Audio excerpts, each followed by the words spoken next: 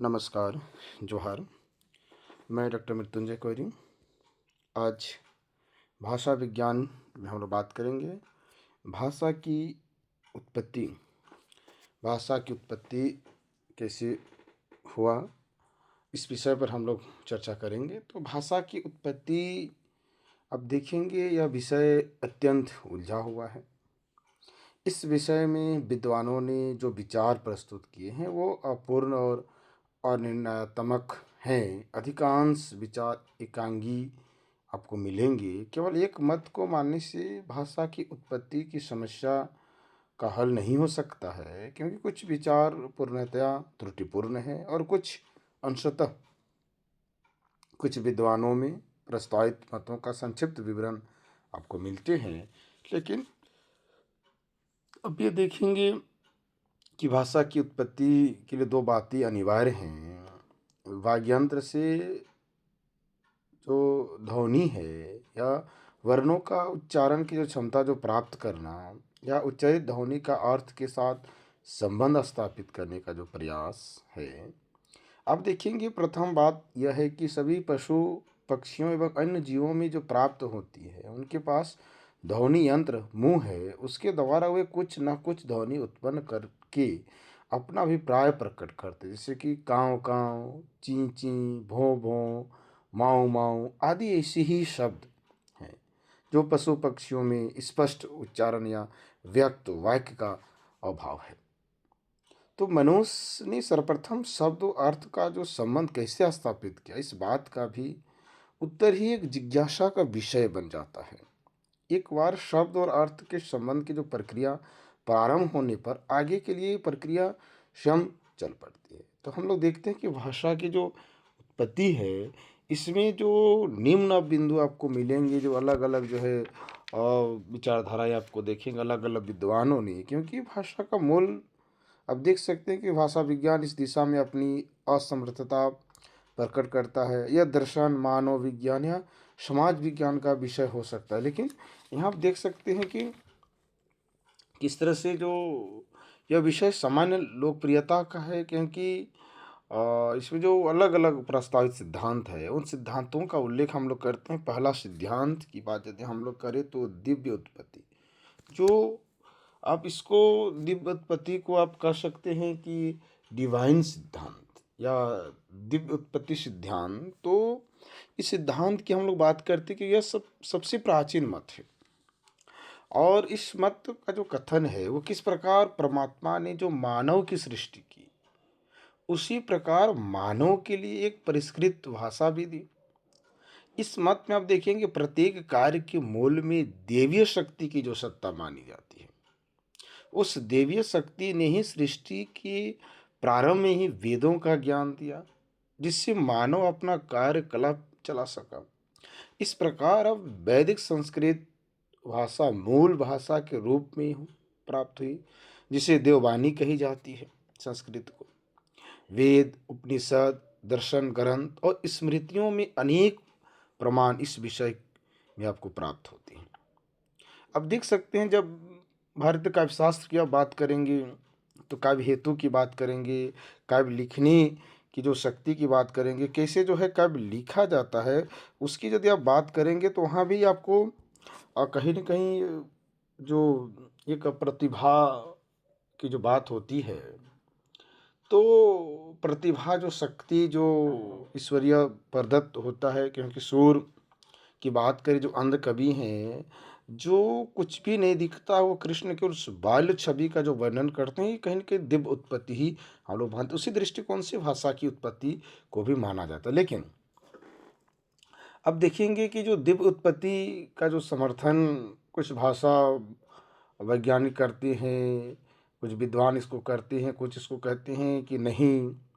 तो इस तरह की जो बातें हैं जो विवादास्पद है, तो इसकी जो समीक्षा के दृष्टिकोण से देखिए तो ये सिद्धांत तर्क या विज्ञान संगत नहीं है, क्योंकि केवल आस्था पर निर्भर है। अपनी भाषा को मुख्यतः देने के लिए सबने उसे आदि भाषा या देव भाषा कहा। लेकिन यदि भाषा ईश्वर प्रदत्त होती तो सृष्टि में भाषा भेद नहीं होता। पशु पक्षियों की भाषा के तुल्य मानव मात्र की एक भाषा होती।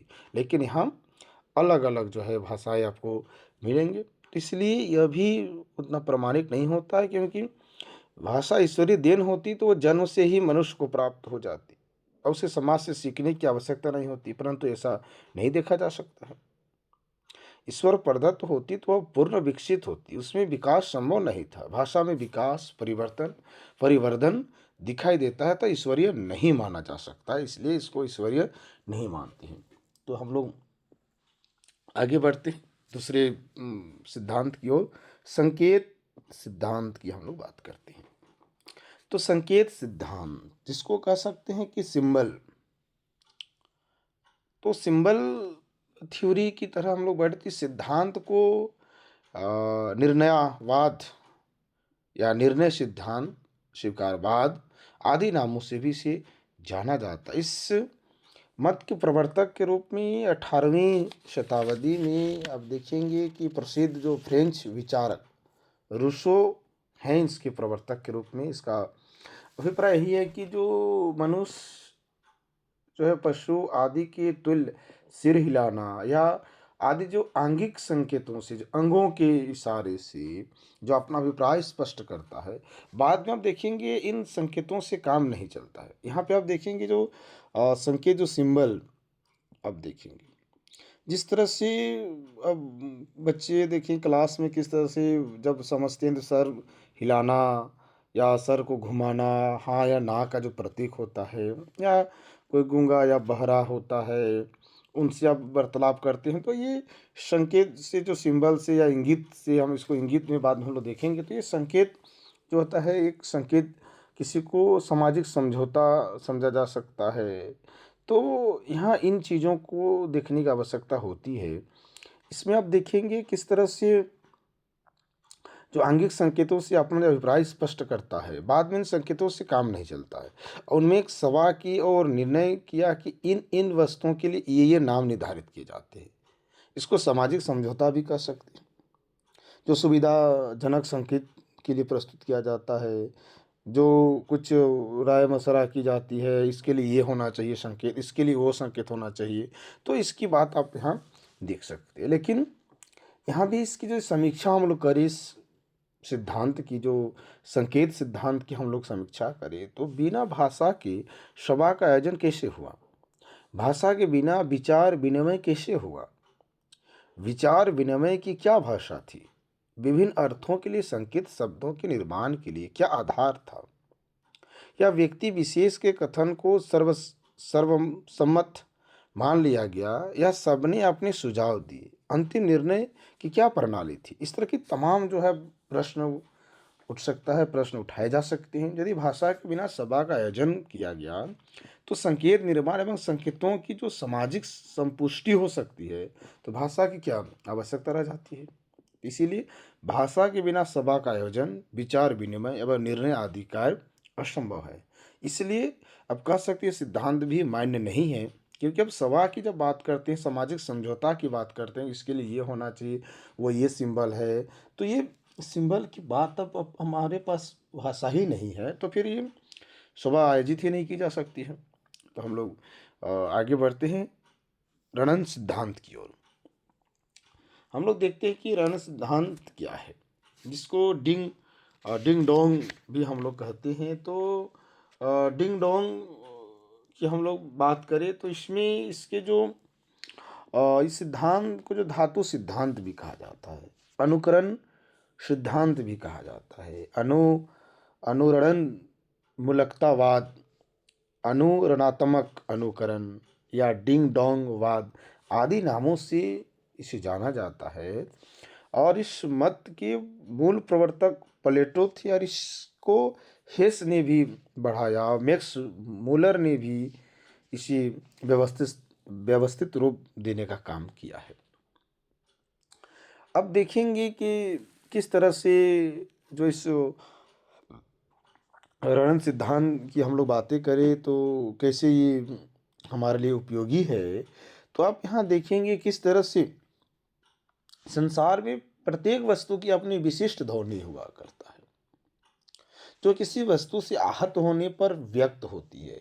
जिससे उदाहरण के तौर में आप देखिए, यदि हथौड़े से किसी धातु, लकड़ी, ईंट, पत्थर, शीशे आदि पर आघात करे तो उससे विभिन्न प्रकार की ध्वनियाँ उत्पन्न होंगी और उन ध्वनियों को सुनकर ही कोई पहचान ले सकता है कि वह किस वस्तु से उत्पन्न हुई।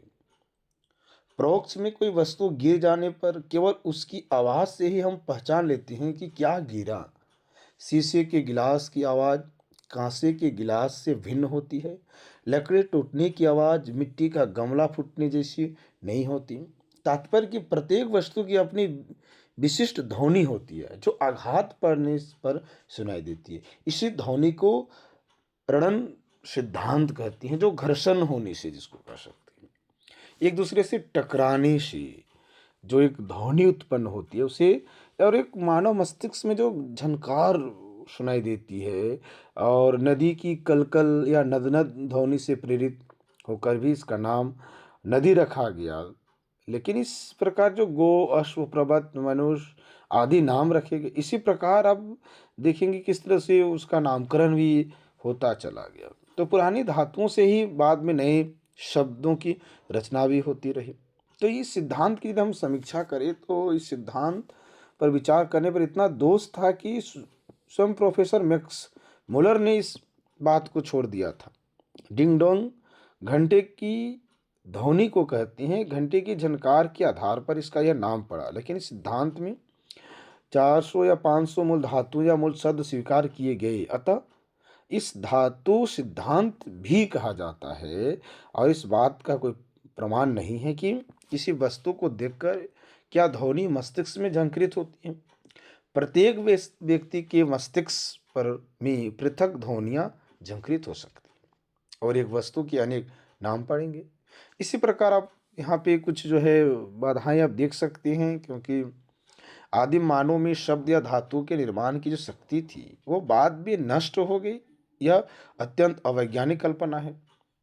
इसीलिए अब देख सकते हैं जो जो घर्षण से जो है, अब जो एक ध्वनि से एक पदार्थों में ये ध्वनि नहीं है और अब उसका नामकरण ये संभव नहीं हो सकता है। यह मत अस्वीकृत होने पर भी रोचकता के लिए प्रचलित है, क्योंकि भाषा की उत्पत्ति में रण सिद्धांत का जिक्र बहुत ज़्यादा किया जाता है, बहुत एक महत्वपूर्ण दृष्टिकोण से देखा जाता है। खैर, ये जितना भी तर्कसंगत हो, लेकिन ये भी भाषा की में बहुत बड़ी भूमिका निभाती है, भाषा की उत्पत्ति के सिद्धांत में।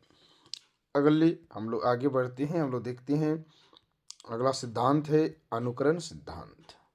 तो अनुकरण सिद्धांत में हम लोग देखिए कि किस तरह से अनुकरण सिद्धांत को ओनोमेटोपोइक थ्योरी भी अब इसको कहती हैं, और इस सिद्धांत को ध्वन्यानुकरण सिद्धांत या ध्वन्यात्मकानुकरण सिद्धांत या अनुकरण मूलकतावाद या शब्दानुकरणवाद, जिसमें आप कहें कि भों भों बात आदि भी इसे कहा जाता है। जैसे अंग्रेजी में कुत्ते की जो ध्वनि को वाव वाव कहते हैं, अतः हिंदी में इसे भो भो बात हुआ। इस सिद्धांत का मूल नाम अब देखिए अंग्रेजी में जिसको ओनोमेटोपोइक थ्योरी है, जिसका अर्थ आप कह सकते हैं ध्वन्यानुकरण सिद्धांत या अनुकरण सिद्धांत कहा जाता है।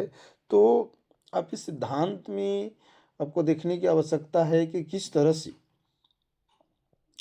वस्तुओं का नामकरण उनसे उत्पन्न होने वाली प्राकृतिक ध्वनियों के आधार पर हुआ। अर्थात आप कह सकते हैं जिस वस्तु से जैसी ध्वनि उत्पन्न होती सुनाई गई, उसका उसी के अनुकरण पर नाम रखा गया था। जैसे का रटने वाले को काग कहा गया, कू कुकने वाली को कोकिल कहा गया, थर थर ध्वनि करने वाले को दरदूर कहा गया जिसको मेढक, और झर झर करने वाले को जल प्रवाह को या निर्झर या झरना कहा जाने लगा। इसी तरह मरमर, गर्जन, झनझन, कलकल, चटपट, झमाझम, गड़गड़ाहट, गरगराहट, सनसनाहट, गिगियाना, मिमियाना, किकियाना, तड़तड़ाना, फड़फड़ाना, कड़कड़ाना, बड़बड़ाना, खटखटाना, हिनहिनाना जैसे जो शब्द ध्वनि जो साम्य के आधार पर ही प्रयोग में आई। ध्वनि के समान जो है चाक्षु जो प्रभाव के आधार पर अनेक समान शब्द बने। जैसे चक चक की बात करें या चकमक की बात करें, जगमग की बात करें, झकझक की बात करें, तो ऐसे जो है आपको शब्द आपको मिलेंगे। तो आप यहाँ देखेंगे किस तरह से जो जो अनुकरण से जो आपको दिखाई पड़ती हैं। जैसे आप यहाँ देख सकते हैं कि बिल्ली जो माऊ माऊ या पॉम पॉम मोटर, भों भों कुत्ता, भेड़ में भेड़, भे भे बकरी, घुंघू उल्लू आदि जो इस पर जो एक नाम किए गए, ये शब्द में जो है एक नाम दिए गए, शब्दों की रचना की गई, तो ये अनुकरण से उनके ही से जो है गुर्राना, थपथपाना या खासना, भोंकना, ऐसे ही यह नाम पड़ता चला गया। लेकिन अब देखेंगे सिद्धांत में आपत्तियां कहाँ है। इसकी जो समीक्षा की जाए तो प्रोफेसर रेनन ने इस पर आपत्ति की है कि यदि मनुष्य पशु पक्षियों जैसे तुच्छ जीवों के शब्दों का अनुकरण करके भाषा बना सकता है तो वो पशु पक्षियों से निकृष्ट सिद्ध होता है। लेकिन आप यहाँ देखें विश्व की भाषाओं में ध्वनिकरण वाले शब्दों की संख्या 1% भी नहीं है। अतः यह भाषा उत्पत्ति की समस्या का उचित समाधान नहीं माना जाता है। यहाँ आप देख सकते हैं कि अनुकरण की बात हम लोग करते हैं कि काक, कौवा, कोयल, कोकिल, झरना, निर्झर आदि का ही भेद नहीं है, अपितु अंग्रेजी, जर्मन, फ्रेंच आदि भाषा में कौवा, मेढक, बिल्ली, कुत्ता आदि के लिए सर्वथा पृथक शब्द हैं जो अलग, जिसको हम लोग कहें तो यह मत अधिक से अधिक 1% शब्दों का समाधान प्रस्तुत करता है। जो अब 99% शब्दों के लिए यह मत मौन है, उतना कारगर नहीं है। लेकिन भाषा की उत्पत्ति में इस सिद्धांत का भी जिक्र किया जाता है। आगे आगे हम लोग बढ़ते हैं अगले सिद्धांत की ओर। अगला सिद्धांत है आवेग सिद्धांत। अगला सिद्धांत है आवेग सिद्धांत। तो आवेग सिद्धांत हम लोग देखते हैं कि इसको पूह पूह सिद्धांत भी कहा जाता है। और इस सिद्धांत को मनोभाव, अभिव्यक्ति, व्यंजनकता या मनोभावाभिव्यक्तिवाद या मनोराग व्यंजक शब्द या मूलकतावाद, इसको पूह पूह वाद आदि नामों से व्यक्त किया जाता है। इस सिद्धांत में आप देखेंगे कि आदिकाल में मनुष्य अपनी हर्ष, शोक, विस्मय, भय, घृणा, क्रोध आदि भावावेश को प्रकट करने वाले शब्दों या ध्वनियों का जो उच्चारण किया, इन ध्वनियों से ही बाद में भाषा बन गई। हर्ष में अहो, आ, आहा, वा आदि, शोक में आह, ओ, है, हाय रे, क्रोध में आह, घृणा में छी, धत, धुत, धिक आदि शब्द इसी प्रकार के हैं जो आवेग में आकर किए गए। तो अंग्रेजी में मनोभाव की तरह से सूचक पू, पिश, फाई, हो आदि शब्द हुए। तो इस तरह से जो है आवेग में आकर जो है ध्वनि जो उत्पन्न हुई और प्रारंभ में मनुष्य अपनी मनोभावों को प्रकट करता, धीरे धीरे भाषा शक्ति का विकास हुआ और भाषा का प्रारंभ आप देख सकते हैं। तो इनके जन्मदाता डार्विन को माना गया है। लेकिन अब इस सिद्धांत की यदि हम समीक्षा करें, इसमें दोष की बात करें, क्या खामियां है, तो खामियां की बात हम इसमें चर्चा यदि करते हैं तो आप यहाँ देखेंगे जो आवेग ध्वनियाँ सभी भाषा में समान नहीं है। जिससे पीड़ा को प्रकट करने के लिए जर्मन के लिए आओ, फ्रेंच में आही, अंग्रेजी में ओह कहते, इसलिए सबका अलग अलग है। तो हिंदुस्तानी ओह ओ, अंग्रेजी में ओ, इससे ज्ञात होता है कि सभी भाषाओं में आवेग शब्द समान नहीं है। लेकिन भाषा में आवेग शब्दों की संख्या नगण्य होती है, ये बात है। लेकिन अभी तो आवेग की तीव्रता में अनायास निकल पड़ते हैं, जिससे भाषाई जो शब्द गढ़े जाते हैं, शब्द बनते हैं। और अब यहाँ देख सकते हैं कि भाषा चिंतन प्रधान होती है, आवेग शब्दों में चिंतन का नाम भी नहीं होता है। इस सिद्धांत में भाषा उत्पत्ति की समस्या हल करने में सर्वथा असमर्थ है, लेकिन पूर्ण रूप से नहीं। लेकिन भाषा की जो है उत्पत्ति में हम इसको हम लोग जिक्र करते हैं, इससे जो है भाषा की उत्पत्ति होती है। अगले पॉइंट की ओर बढ़ते हैं, अगले नंबर की ओर बढ़ते हैं, श्रम ध्वनि सिद्धांत। अब देखते हैं कि जब मनुष्य श्रम जो कार्य करता है, जो काम करता है, जो मेहनती जो वर्ग है, हमारे समाज के लोग, तो जो काम करते हैं, तो काम करने के वक़्त में किस तरह से जो है, जो आवाज़ उत्पन्न हो, यो, हे, हो की जो आवाज़ मुँह से निकलती है, इस सिद्धांत से भी भाषा की उत्पत्ति को माना गया है। क्योंकि श्रम प्रहार मूलकता वाद भी इसको कहते हैं, या इसको यो, हे, हो वाद भी कहते हैं। तो अब यहाँ देखिए कि सिद्धांत में जब व्यक्ति जो परिश्रम कर रहा हो, या उसमें अब देखेंगे जो मनुष्य शारीरिक परिश्रम करता है, उसी समय उसके श्वास प्रश्वास बढ़ जाते हैं। मांसपेशियों में ही नहीं, अपितु स्वर तंत्री में भी संकोच विस्तार बढ़ जाता है। फलस्वरूप कुछ ध्वनियाँ अनायास ही निकल जाती हैं। इससे परिश्रम करने वाले को कुछ आराम मिलता है। श्रम जन्य ध्वनि होने के कारण इसे श्रम ध्वनि कहा गया है। जिसे अब देखेंगे, कपड़ा धोते समय धोबी जब कपड़ा को पटकता है तो हियो, हियो या छियो कहता है, ध्वनि निकलती। इसी प्रकार भारी सामान उठाते समय मजदूर हो या हूँ कहती हैं। मल्हा, हैया हैया आदि जो इस तरह से शब्द, हे इस तरह के जो शब्द आपको देखेंगे, कोई लकड़ी चीर रहा है तो हे करके जो है उनकी जो शब्द निकलते हैं, तो इससे भी श्रम ध्वनि हम लोग कहते हैं। लेकिन इस समीक्षा यदि इसकी बात करें, तो इस मत की बात करें, तो भाषा की उत्पत्ति के लिए सर्वथा ये भी असंतोषजनक माना गया है। लेकिन शारीरिक परिश्रम जन्य ये शब्द निरर्थक हैं। भाषा की उत्पत्ति के लिए सार्थक शब्दों की आवश्यकता है। ये अर्थहीन शब्दों से भाषा की उत्पत्ति नहीं हो सकती है। ये इसलिए इस मत से भी उतना जो है आग्रह नहीं है, इस मत को भी उतना उचित नहीं माना जाता। लेकिन इसमें भी भाषा वैज्ञानिक कहते हैं कि भाषा की उत्पत्ति इस तरह से भी हुई है। अगले नंबर है इंगित सिद्धांत। जो इंगित, जो मैं इससे पहले इसकी बात कर रहा था, मुझे लग रहा था संकेत जो सिंबल में, तो वो संकेत अलग है और इंगित सिद्धांत अलग है। सिद्धांत में आप देखेंगे किस तरह से जो मौखिक इंगित सिद्धांत, इसको हम इसको कहें, दूसरा नाम हम प्रस्तुत कर सकते हैं, जो किया जाता है। इसमें देखिएगा कि किस तरह से इस भाषा के विकास में हम इसको देखिए कि जो मौखिक की इंगित की बात करें, जो इंगित सिद्धांत की चर्चा हम लोग करें, तो यहाँ पे आप देखेंगे कि किस तरह से भाव व्यंजक ध्वनियाँ, जैसे भय, हर्ष, क्रोध आदि की अवस्था में ध्वनियाँ द्वारा अपने भावों को प्रकट करना, अनुकरणात्मक शब्द पशु पक्षियों आदियों की ध्वनि की अनुकरण पर शब्द रचना, या भाव संकेत या इंगित अंगों के संकेतों द्वारा भाव प्रकाशन। तो हम यहाँ देख सकते हैं कि एक तो इंगित सिद्धांत में, जैसे किसी को इंगित करना, जिसको इशारा जिसको हम कह सकते हैं, उस इशारे से भी इसको इंगित की ओर हम लोग कहें।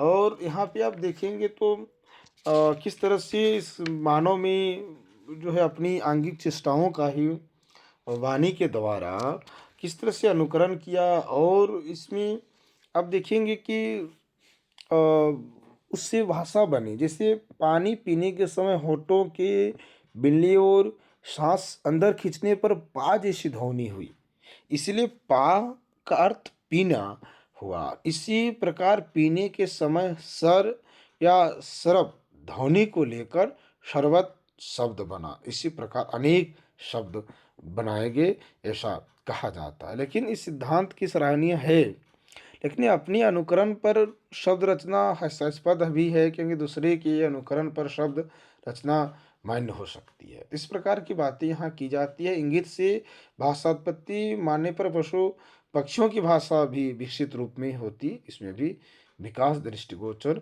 होता है, ऐसा आप कह सकते हैं। लेकिन इंगित सिद्धांत पर बने शब्दों की संख्या भाषा में बहुत कम आपको मिलती हैं। अगले नंबर की ओर हम लोग बढ़ते हैं। अगला नंबर है संपर्क सिद्धांत। अब संपर्क सिद्धांत में हम लोग देखिए कि कॉन्टेक्ट थ्योरी की बात हम लोग करें कि कैसे कॉन्टेक्ट में आते हैं। तो यहाँ आप देखेंगे कि इसमें पारस्परिक जो संपर्क की जो प्रवृत्ति है वो जन्म सिद्ध है। अब देखेंगे कि समाज जब बनता है और प्रारंभ में भूख आदि की अभिव्यक्ति के लिए इंगित एवं मौखिक अभिव्यक्ति का सहारा लिया गया होगा, उस समय जो मौखिक ध्वनियाँ निकली उनसे ही धीरे धीरे भाषा बनी।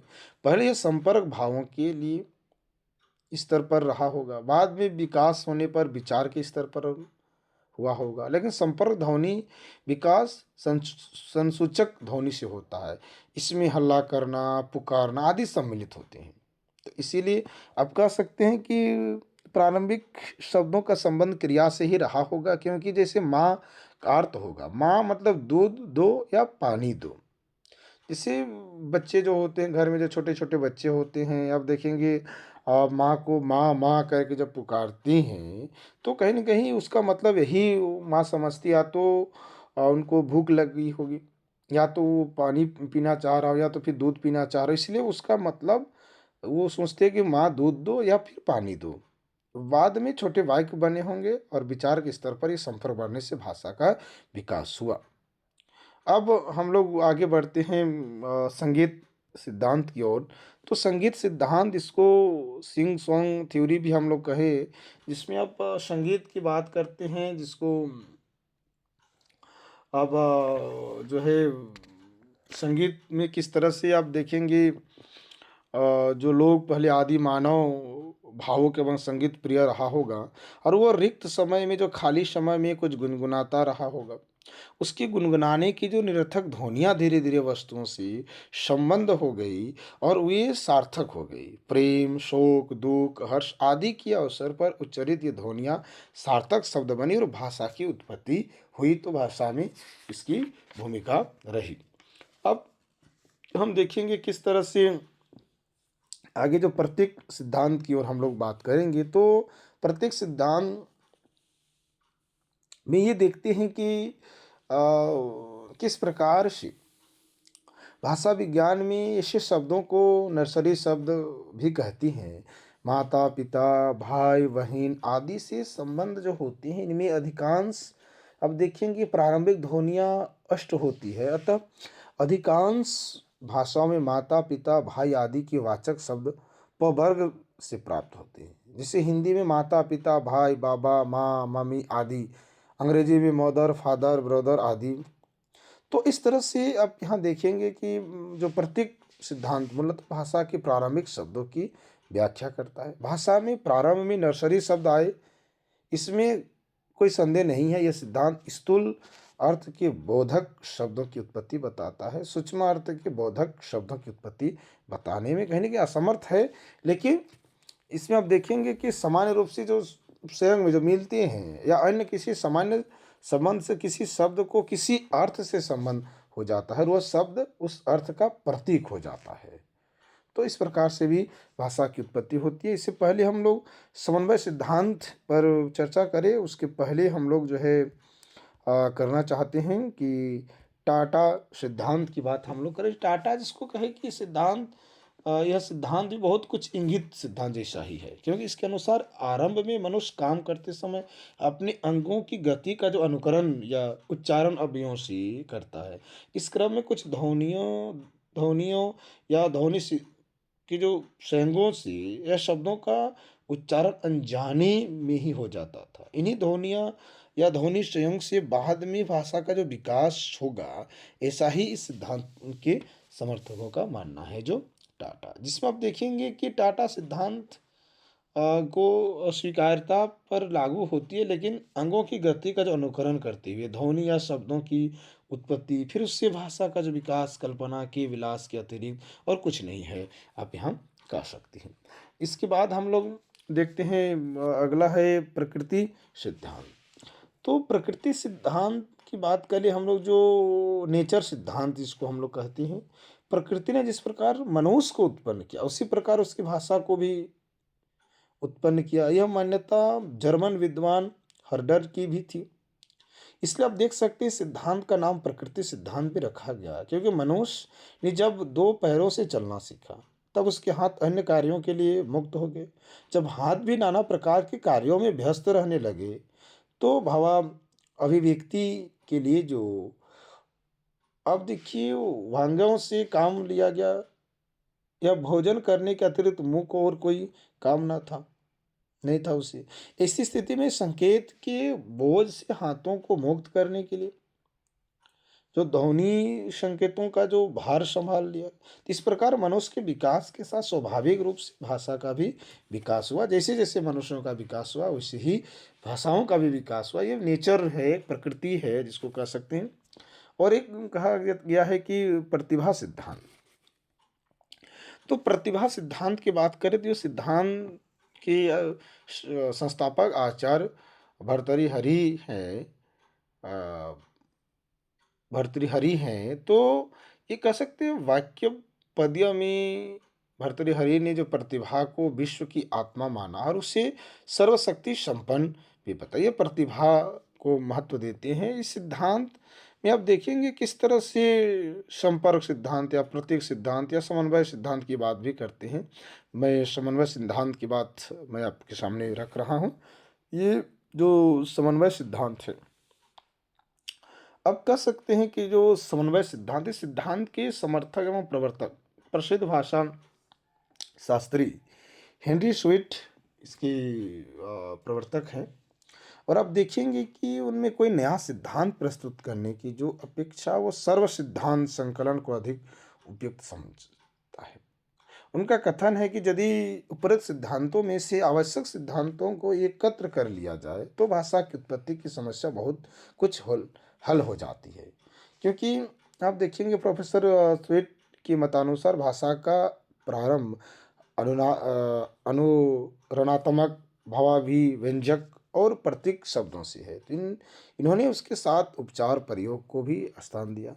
उपचार से अभिप्राय है सादृश्य मूलक गौण या लाक्षणिक प्रयोग। जैसे चापलूसी के लिए मक्खन शब्द के आधार पर मक्खन लगाना, शब्द सादृश्य के आधार पर आलू की आँख, गुरु वचन, लघु चेष्टा, ये मधुर आकृति, कटु वचन आदि प्रयोग होने लगे और शब्दों का अनेक अर्थों में प्रयोग होने से अर्थ विकास हुआ। इस प्रकार भाषा का विकास हुआ, आप कह सकते हैं। क्योंकि ये भाषा वैज्ञानिकों ने भी सिद्धांत की जो बात की है और इसमें आप देखेंगे कि समन्वय को भाषा की उत्पत्ति का कारण मानना निश्चित ही अधिक व्यापक है, ऐसा मानना है। क्योंकि भाषा और विचार की उत्पत्ति का प्रश्न मानव समाज के विकास के प्रश्न के साथ अनिवार्य रूप से संयुक्त है।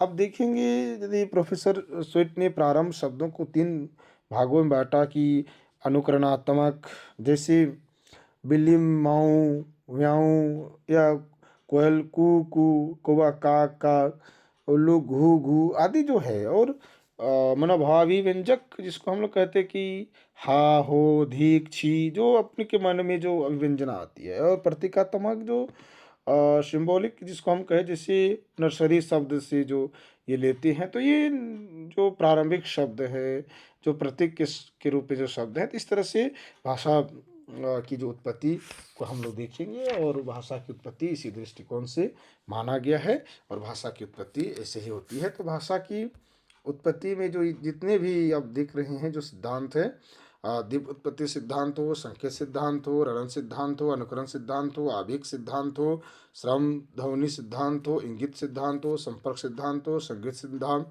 प्रतीक सिद्धांत, समन्वय सिद्धांत या टाटा सिद्धांत, प्रकृति सिद्धांत या प्रतिभा सिद्धांत, लेकिन अंत में समन्वय सिद्धांत को आप देखेंगे एक साथ। मैं थोड़ा सा आगे पीछे हो गया था। खैर, इस तरह से भाषा की उत्पत्ति होती है। धन्यवाद, नमस्कार।